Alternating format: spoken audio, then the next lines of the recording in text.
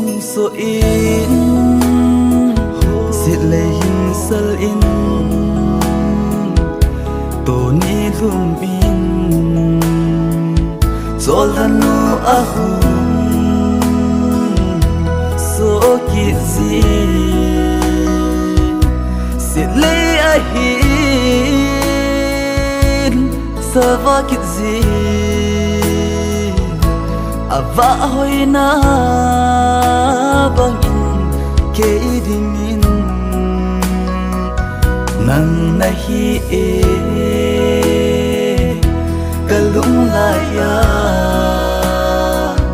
pa em se tan vel son vel za gelin boy ka khutu na ho kalung sit na zong khen ding nhị in nay về hi o sự đông áp hạt trong cha ding hi lo gelin o đầm sông in khoa tiếng ai kalung sit na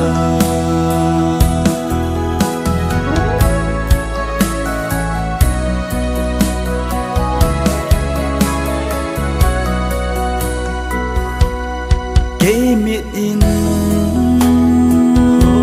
na chu thấy po cây đi nga cả kia nếp na ba cha na hi cả ang sung nga hung pa in lang thinh cu chôn lâu bangin nang dingin bang ding in tin nung chôn pom ye vel son vel za hin gelin boy ka khutu na ho kan sit na zong khen ding miệt in nay về hi o hin khu phat trong gia đình hi lo gelin o bo đầm sông hin khoa tiếng ai kalung sit na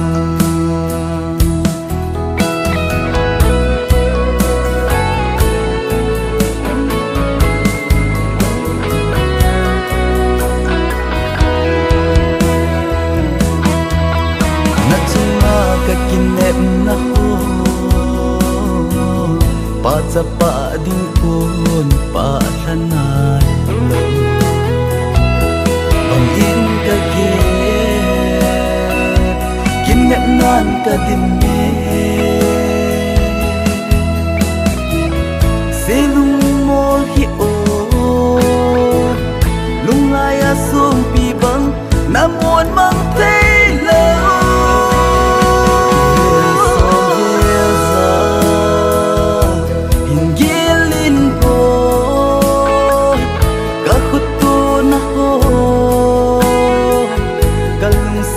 na zong khen ding in nay về hi o sự đông áp hạt trong cha ding hi lo gelin o bo đầm sông in khoa tiếng ai kalung sit na đầm sông in khoa tiếng bo